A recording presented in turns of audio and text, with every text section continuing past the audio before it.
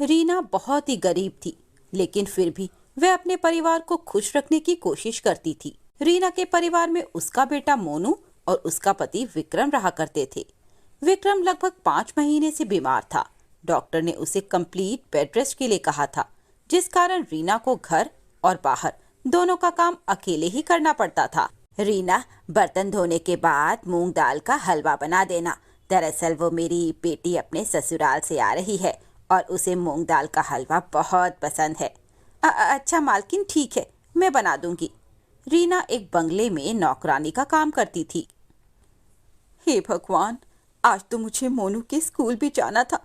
आज उसकी parents teacher meeting है और आज ही मालकिन ने मुझे मूंग दाल हलवा बनाने के लिए कह दिया। क्या करूं अब मैं? स्कूल जाना बहुत ज़रूरी है। एक बार मालकिन से इस बारे में बात करूं क्या? रीना बर्तन धोने के बाद अपनी मालकिन के पास जाती है। मालकिन, वो आज मुझे अपने बेटे के स्कूल जाना है, क्योंकि आज स्कूल में बच्चों की पेरेंट्स टीचर मीटिंग है और मीटिंग का समय 11 बजे का है। अगर मैं स्कूल से हो आऊं और फिर मूंग दाल का हलवा बना दूं तो चलेगा? अरे, तेरा दिमाग तो ठीक है ना? तुझे पता है मेरी बेटी को कितना पसंद है मूंग दाल का हलवा।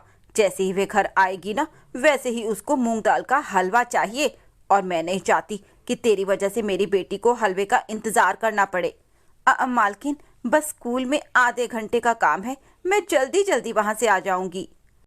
अरे रहने दे, तुम जैसे गरीब लोगों के बच्चे नाम के लिए स्कूल जाते हैं, और वैसे भी स्कूल की टीचर तेरे से तेरे बच्चे की शिकायत ही करेगी। इसीलिए रहने दे, तू जाकर चुपचाप किचन में काम कर।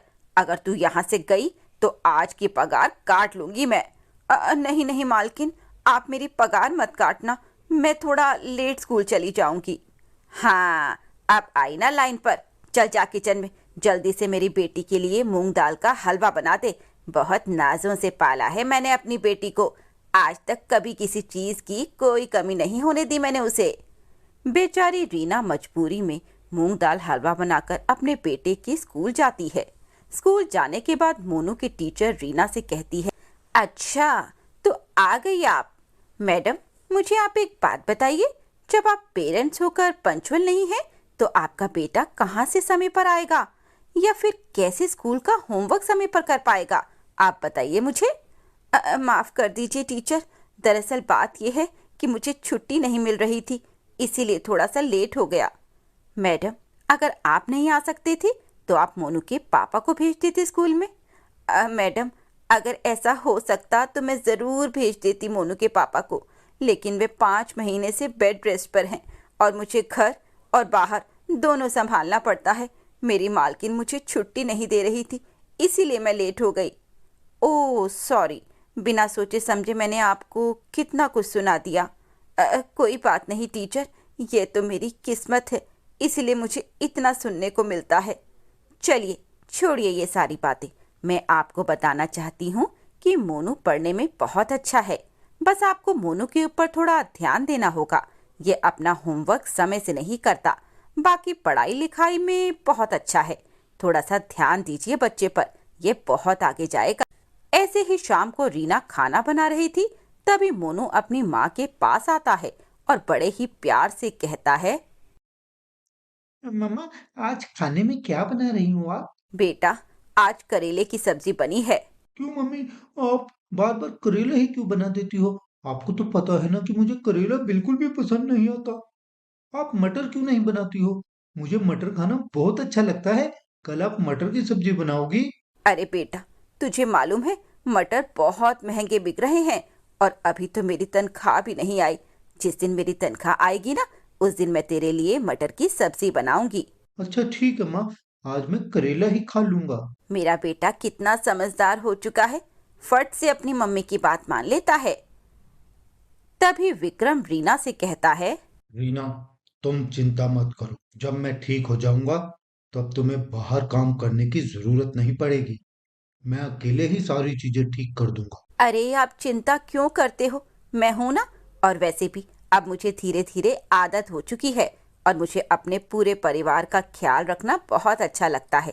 इसीलिए आप बिल्कुल भी टेंशन मत लो, बस आप जल्दी से ठीक हो जाओ और मुझे कुछ भी नहीं चाहिए। सच बताऊं रीना, कभी कभी तो मुझे बहुत बुरा लगता है कि मैं अपनी पत्नी और बेटे के लिए कुछ नहीं कर पा रहा हूँ। ऐसा लगता है कि जैसे मैं एक जिंदा लाश हूँ और ऐसा जीवन जीने से अच्छा है कि मैं मर जाऊं। अरे, आप ये कैसी बातें कर रहे हैं? आपको मैंने कितनी बार कहा है, मेरे होते हुए आपको कभी किसी चीज की चिंता करने की कोई जरूरत नहीं है। मैं सब कर लूंगी। ऐसे ही अगले दिन रीना फिर से अपने काम पर जाती है। रीना सबसे पहले पूरे बंगले में झाड़ू और पोछा लगाने का काम करती है। तभी उसकी मालकिन रीना से कहती है, अरे रीना, झाड़ू पोछा अगर हो गया हो तो मार्केट से जरा मटर लेकर आ। मेरी बेटी को मटर पुलाव बनाकर खिलाना है। जी मालकिन, मैं अभी जाती हूँ। रीना थैला लेकर मार्केट जाती है। तभी रीना की नजर एक बूढ़ी औरत पर पड़ती है जो बाजार में मटर बेच रही थी। रीना उस बूढ़ी औरत के पास जाती है और कहती है, अरे अम्मा, मटर कैसे दिए? बहुत सस्ते बेच रही हूँ, बस 20 रुपए किलो। ले लो बेटा, इस पूरी मार्केट में 100 रुपए किलो मटर बिक रहे हैं, लेकिन मैं इतना सस्ता इसीलिए बेच रही हूँ ताकि मुझे 20 रुपए मिल जाए और मैं कुछ खा सकूं, क्योंकि कोई भी मुझसे सब्जी खरीदने को तैयार नहीं होता, इसीलिए मैं सस्ता बेच रही हूँ। कोई बात नहीं अम्मा, आप चिंता मत कीजिए। आप 1 किलो मटर पैक कर दीजिए। और हाँ, मैं आपको 20 रुपए नहीं बल्कि 100 रुपए दूंगी। जो रेट मार्केट में चल रहा है ना, उसी रेट से मैं आपसे मटर खरीदूंगी। तुम्हारा बहुत बहुत शुक्रिया बेटा। इतने सस्ते मटर बेचने के बावजूद कोई मुझसे मटर लेने को तैयार नहीं, लेकिन तुम बहुत दयालु हो। भगवान हमेशा तुम्हारी मदद करेगा। देखना, बहुत जल्द तुम्हारे जीवन में एक चमत्कार होने वाला है।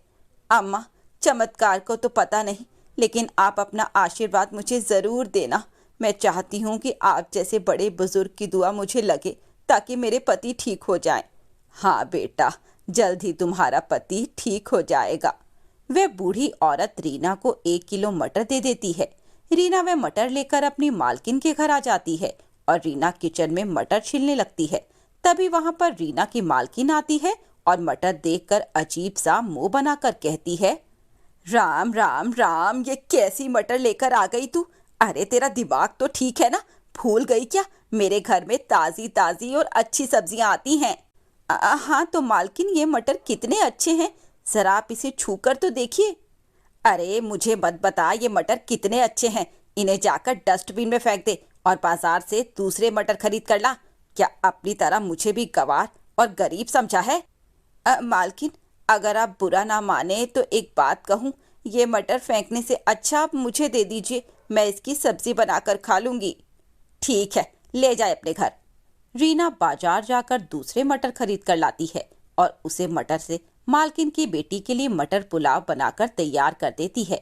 ऐसे ही शाम को रीना अपनी मालकिन के घर से पहले वाले मटर लेकर अपने घर आती है और रसोई में जाकर मटर छीलने लगती है। जैसे ही रीना मटर छीलती है तो वह देखती है कि मटर के दाने लाल लाल हैं। अरे, ये क्या? इस मटर में लाल लाल दाने कहाँ से आ रहे हैं? तभी रीना मोनू को अपने पास बुलाती है और कहती है, अरे मोनू, ये देख, इस मटर में लाल लाल दाने निकल रहे हैं। ये तो बड़ा ही अजीब हो रहा है। हाँ माँ, ऐसे लाल मटर तो मैं पहली बार देख रहा हूँ। तभी उस मटर से आवाज आती है, अरे भाई, मैं लाल हूँ इसलिए तुम्हें लाल ही दिखाई दे रहा हूँ ना। अरे ये क्या? तुम बोल सकते हो? हाँ भाई, मैं बोल सकता हूँ। और अगर मैं तुम्हें मिला हूँ तो इसका मतलब ये है कि अब से मैं तुम्हारा गुलाम हूँ। तो मुझे जो कहोगे मैं वही करूँगा, क्योंकि मैं एक जादुई लाल मटर हूँ। क्या? जादुई लाल मटर? माँ, ये जादुई लाल मटर है क्या?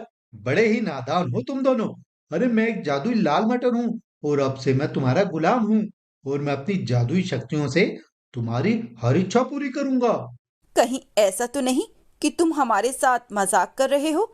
अगर तुम सच में जादुई मटर हो तो अभी मेरे पूरे परिवार के लिए बढ़िया सी स्वादिष्ट मटर की सब्जी प्रकट करो। अरे, बस इतनी सी बात? रुको, अभी तुम सबके लिए मटर की सब्जी प्रकट करता हूँ। इतना बोलकर मटर अपनी जादुई शक्तियों से रीना के पूरे परिवार के लिए मटर की सब्जी और रोटी चावल प्रकट कर देता है। यह देखकर रीना और मोनू हैरान थे।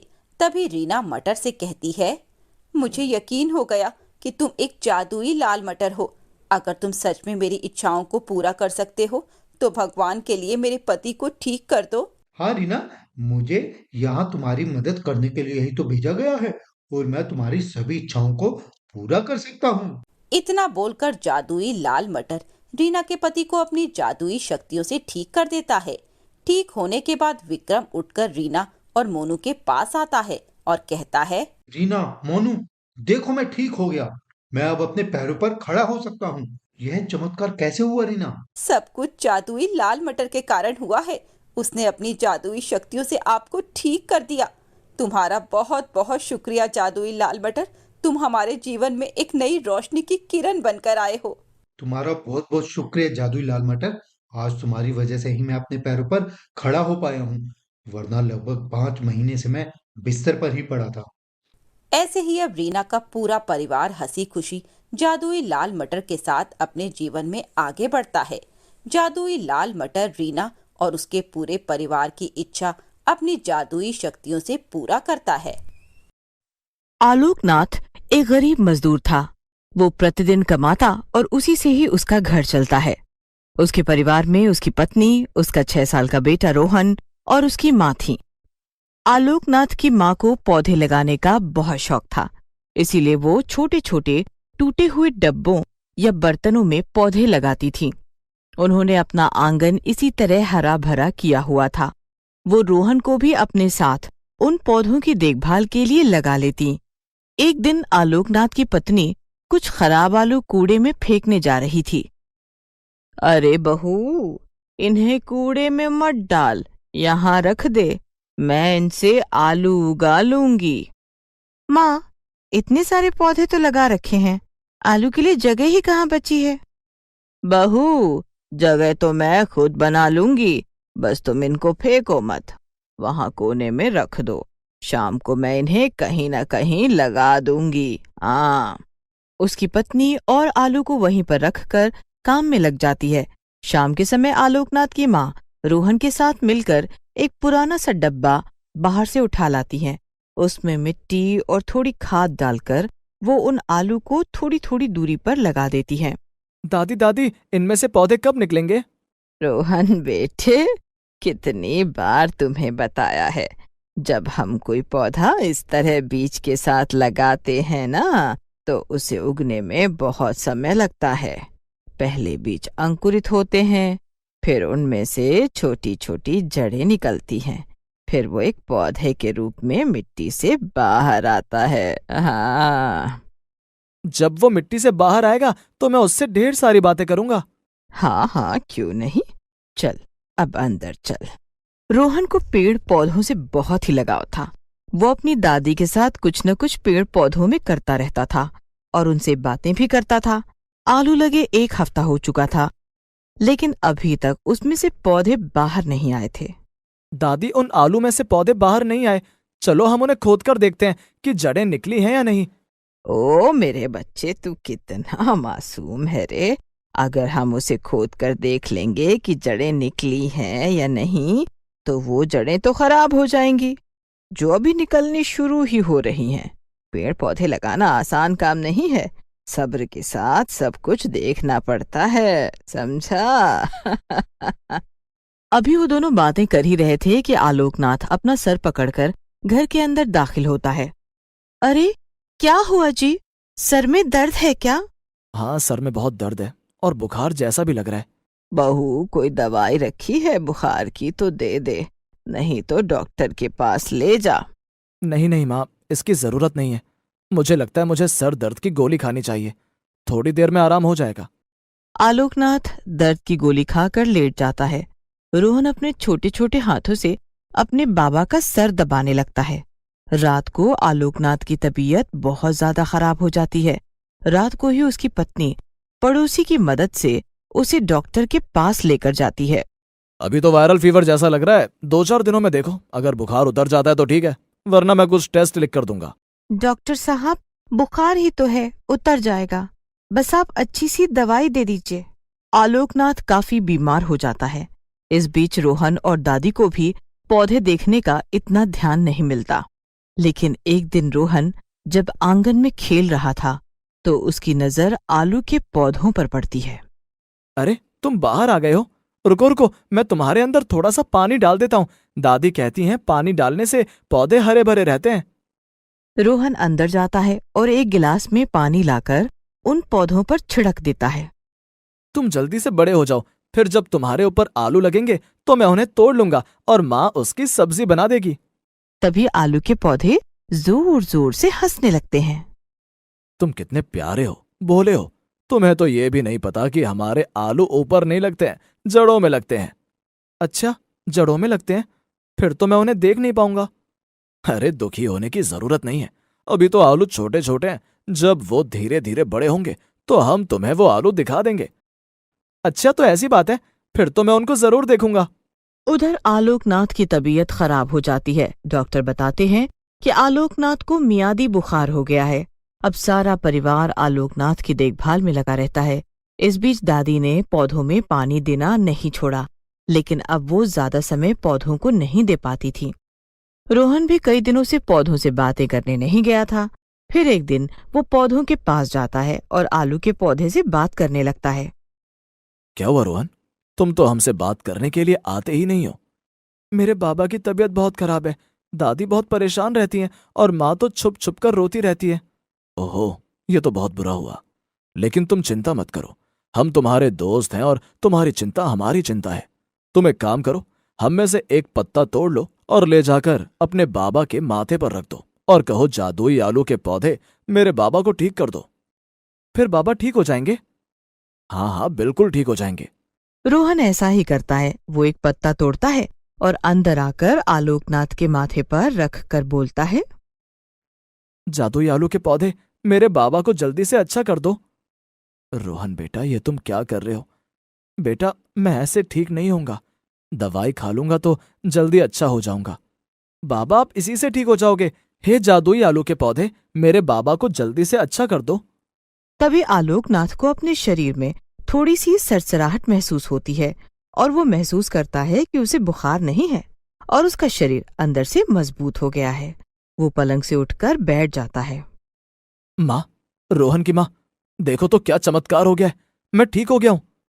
अरे, ये तो चमत्कार हो गया। अभी तो आपसे उठा भी नहीं जा रहा था जी। देखो बाबा, मैंने कहा था ना कि जादुई आलू के पौधे आपको ठीक कर देंगे। अरे रोहन, ये तू क्या कह रहा है? कौन से जादुई आलू के पौधे? मुझे लगता है रोहन सही कह रहा है। जादुई आलू के पौधे ने ही मुझे ठीक किया है। फिर वो सब लोग आंगन में आते हैं। रोहन जादुई आलू के पौधे से बोलता है, देखो मेरे बाबा ठीक हो गए हैं और तुमसे मिलने के लिए आए हैं। अब कैसा लग रहा है आलोकनाथ? आलू के पौधों को बात करते हुए देखकर आलोकनाथ, उसकी माँ और पत्नी तीनों हैरान थे और वो समझ गए कि रोहन झूठ नहीं बोल रहा। आप लोगों की दया है, अब मैं बिल्कुल ठीक हूं। लेकिन मेरे को समझ में नहीं आ रहा कि आलू के पौधे, और वो भी जादुई पौधे, मेरे घर में। हाँ हाँ, क्यों नहीं, हम तो कहीं पर भी उग जाते हैं। रोहन जैसे साफ दिल के बच्चे के पास तो हमें बहुत खुशी मिलती है। मुझे तो बड़ी खुशी हो रही है। देखो, मेरी आंखों में खुशी के आंसू भी है। तुम लोगों ने मेरे बच्चे को ठीक कर दिया। मैं किस शब्दों से तुम्हारा धन्यवाद करूं? बस इसको इतनी ताकत और दे दो कि वो अपने काम पर चला जाए, वरना घर की माली हालत दिन पर दिन खराब होती जा रही है। हमारे पास आर्थिक स्थिति को ठीक करने का एक और उपाय है, लेकिन उसके लिए आलोकनाथ को मेहनत के साथ दिमाग से काम करना होगा। मैं समझा नहीं। इसमें समझने जैसा कुछ भी नहीं है, बस बड़ा ही आसान सा काम है। हम रोजाना तुम्हें 2 बोरी आलू देंगे, तुम उसे सस्ते दामों पर बेच देना और इस तरह तुम्हारी मेहनत भी हो जाएगी और दाम सस्ते होने से वो जल्दी बिक भी जाएंगे। बिना मेहनत के कुछ नहीं होता। ये बात तो सच है, बिना मेहनत के कुछ नहीं होता। खाना खाने के लिए हाथ को मुंह तक ले जाना पड़ता है। ये तो फिर बहुत अच्छा हो जाएगा, लेकिन क्या ये काम हमेशा रहेगा या कुछ समय तक ही? ये काम तुम्हारे पास हमेशा रहेगा। ये सुनकर वो सब खुश हो जाते हैं और पौधों में खाद पानी देकर रात को वो सब खाना खाकर सो जाते हैं। अगले दिन सुबह आलोकनाथ जब आंगन में आता है तो 2 बोरी आलू उसे रखे हुए मिलते हैं। अच्छे से काम करना और घबराने की जरूरत नहीं है। हमें पता है तुम आज पहली बार ये काम करने जा रहे हो। हाँ, थोड़ा डर तो मुझे लग रहा है, लेकिन मैं कोशिश करूंगा कि बाजार के दाम से कम दामों पर आलू बेच दूं। फिर आलोकनाथ वो 2 बोरी आलू लेकर बाजार में जाता है और बाजार से कम दामों पर वो अपने सारे आलू थोड़ी ही देर में बेच देता है। आज की हुई आमदनी से वो बहुत खुश था। इस तरह धीरे धीरे रोजाना आमदनी बढ़ने लगी और घर की हालत भी अब अच्छे हो गए थे। रोहन स्कूल जाने लगा था। स्कूल से आते ही वो जादुई आलू के पौधे के पास बैठकर पूरे दिन की बात उन्हें बताता है। तुम दिल लगाकर मेहनत करना और बहुत अच्छे नंबरों से पास होना, और देखना तुम एक दिन बहुत बड़े आदमी बन जाओगे। अच्छा, मैं बड़ा आदमी बन जाऊंगा, तुम भी बड़े हो जाओगे। तुमने तो कहा था कि तुम मुझे आलू दिखाओगे। अरे हाँ, हम तो भूल ही गए थे। चलो मैं दिखाता हूँ कि आलू कैसे दिखाई देते हैं, पर उसके लिए पहले अपनी आंखें बंद करो। रोहन अपनी आंखें बंद कर लेता है और जादुई आलू के पौधे उसे जादू से अपनी जड़ों में उगे हुए आलू को दिखाते हैं। रोहन बड़ा खुश था। वो आलू को छूकर देखता है और उसके बाद जब वो अपनी आंखें खोलता है तो वो पौधों के पास ही बैठा था। अरे वाह, सब कुछ कितना प्यारा था। वहां पर कितने बड़े बड़े आलू लगे हैं। तुमने देखा, तुम्हें अच्छा लगा, हमें भी अच्छा लगा। उसके बाद आलोकनाथ के परिवार को कभी कोई दिक्कत नहीं आई। आलोकनाथ रोज सुबह आलू बेचने चला जाता और बाकी सब अपने अपने कामों में लगे रहते। पर शाम को सब लोग जादुई आलू के पौधे के पास आकर उनसे बातें जरूर किया करते थे।